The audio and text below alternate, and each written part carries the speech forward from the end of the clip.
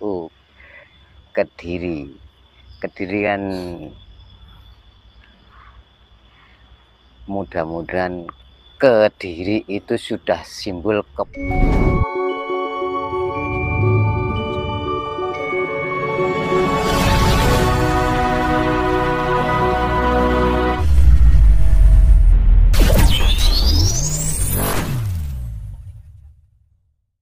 menderita bagaimana, Mbak?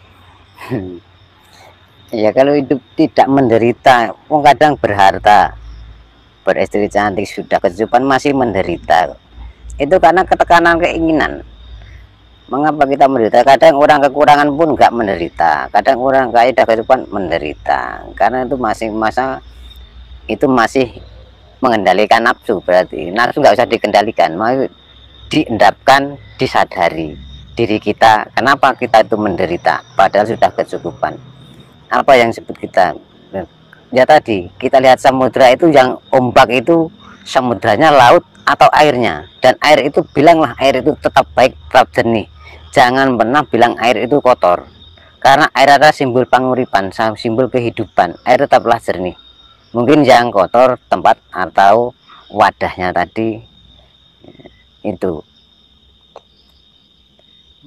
Tanyakan, aku kok menderita terus, apa yang kupikirkan sebenarnya?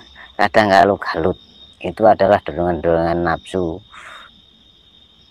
Maka nafsu ya dilepas juga, ditahan, tapi endapkan dalam keheningan pikiran, dan rasakanlah penderitaan itu sebagai anugerah dalam hidup.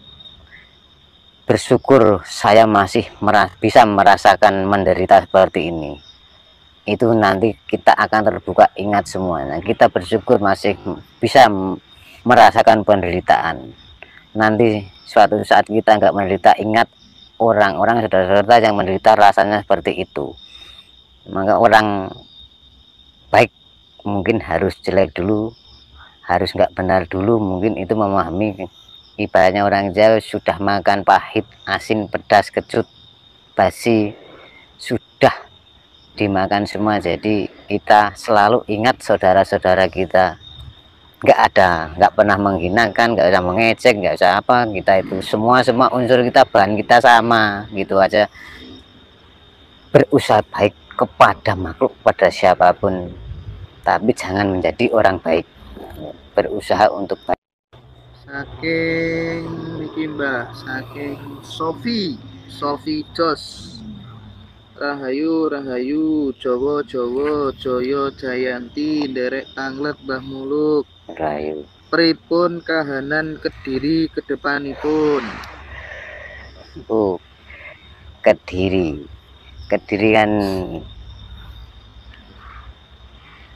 mudah-mudahan Kediri itu sudah simbol kepada kembali ke diri, ke dirinya, jati dirinya Kediri, diri boyo ya. Mudah-mudahan Kediri kembali ke dirinya masing-masing. Iya, sudah, itu kan sudah dari dahulu leluhur menamakan itu, sudah berapa ratus tahun sudah dijangkau, ditahu. Jadi Kediri mudah-mudahan kembali ke dirinya masing-masing, ke Jawa sejati, Jawa Tulen yang sangat-sangat luhur dan budi pakarti, yang sangat mulia adalah Jawa. Mbah, nek kados presiden penguasa kok mboten mantun ten Kediri nggih, Mbak? Pengin napa nggih, napa misterinya apa, Mbak? Kena sabdo alam mungkin. Kediri itu juga, makanya dari Jawa itu meyakini kalau ilmu tertua itu dari Jawa Timur. Ya, Jawa Timurnya mana tetap dari timur. Ya, ikut matahari juga dari timur. Maka pecahnya surya nanti bisa menembus kabut putih itu dari timur. Unsurnya dari timur. Dalam cerita kan Prabu Siliwangi itu paling sakti raja seluruh Nusantara. Kemana-mana orang satu dilawan, mana yang sakti. Tapi di Jawa Timur berapa sehari semalam nggak kuat, langsung kembali kan. Nah, itulah. Unsurnya dari Jawa Timur, paling tertua. Semua itu dari Jawa, dari Timur, tapi dimasak lain. Misalkan beli sayur apa ya, tak masak lagi asin atau kita masak lagi pedas itu toh, tapi unsurnya kan dari Jawa bagian timur. Kalau di Jawa Tengah kan dari adat istiadatnya yang sopan lembah manah, maksudnya Jawa Tengah kan seperti itu. Jawa dari adatnya yang sangat santun.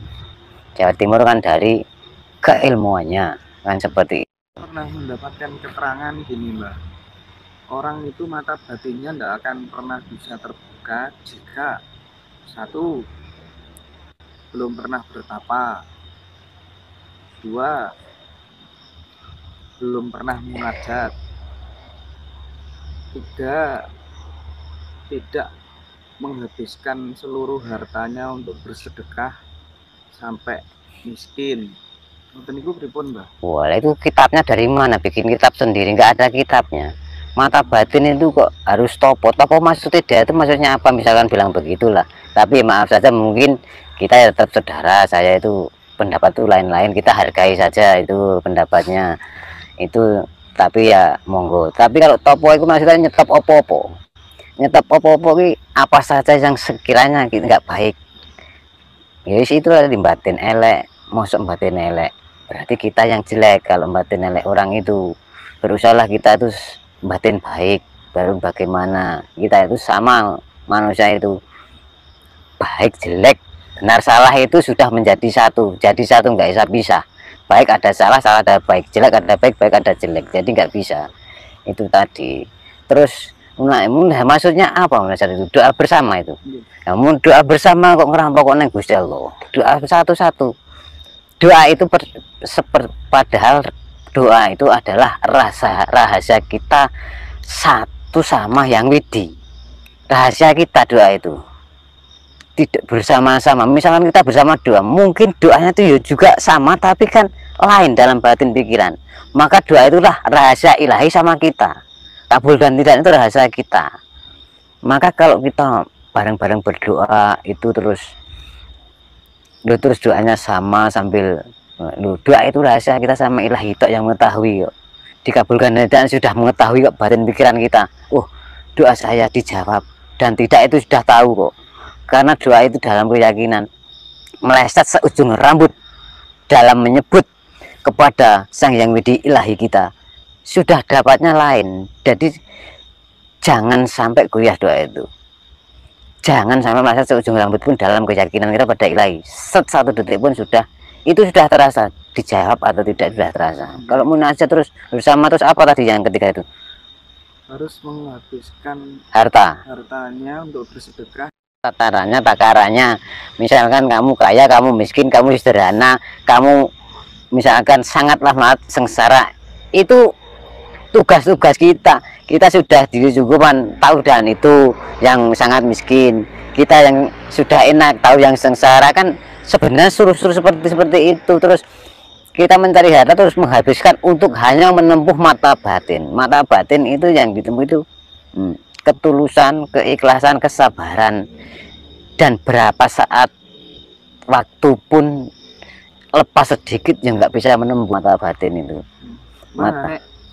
Terus berdasarkan doa, ya enggak itu mata batin itu maksudnya terus mata batin yang untuk menembus atau batin perasaan, mungkin perasaanku kok melas, saya tak ngasih dia. Nah, ini mamreh kalau karena dia ngasih karena kasihan. Kalau mengasihi itu jangan ada sebabnya, ngasih itu dengan ikhlas toh, dengan hati kita atau keyakinan kita.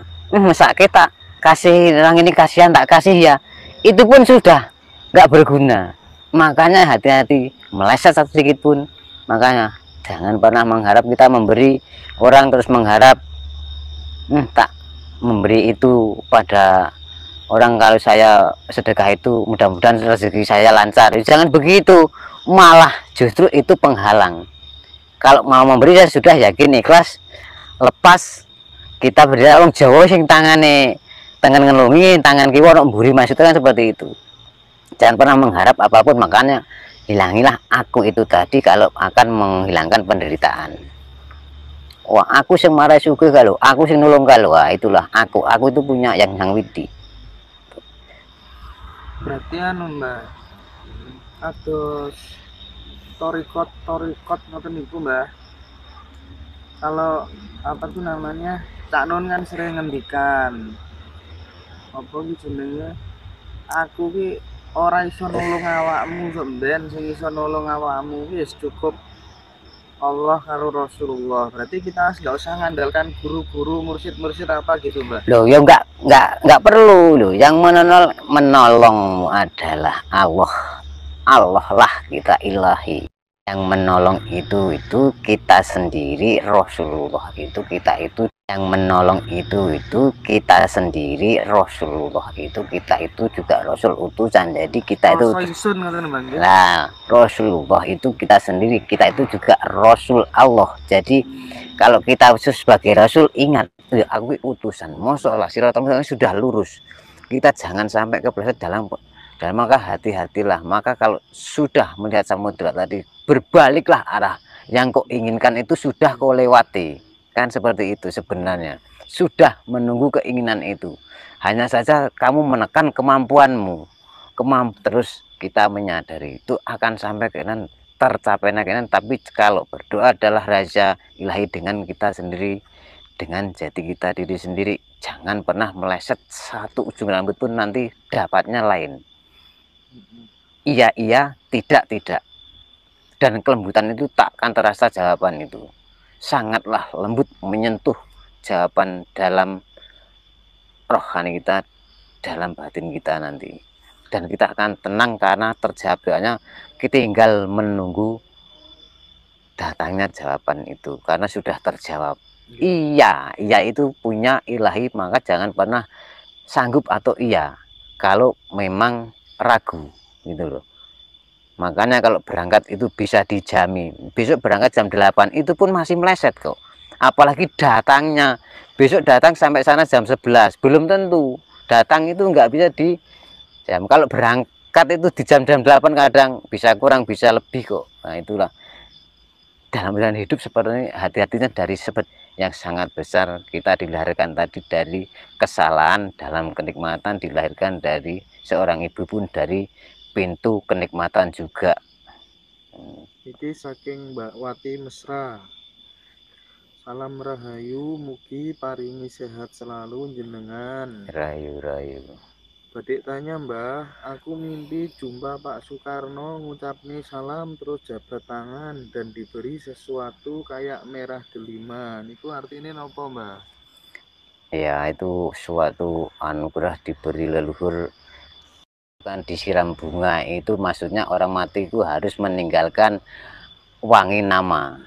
Jangan bunga itu terus dikait-kaitkan dengan itu biar wangi makam, biar nanti diampuni, enggak. Itu simbol sanepo bahwa orang hidup itu harus meninggal nama yang wangi. Seperti Pak Karno itu suatu anugerah, tapi merah delimanya itu dihayati, jangan diambil dari itu. Merah delima itu apa? Merah delima mungkin dari ayat Al-Ikhlas, sendalnya ada 5 itu suruh ikhlas, itu aja semuanya suruh berlaku ikhlas. Merah delima itu sendalnya ada 5, makanya yang punya cuma Jeng Sunan Kalijaga, dia juga bisa menjaga Kalijaga, menjaga kalimatnya dijogo, itu jangan ikhlas.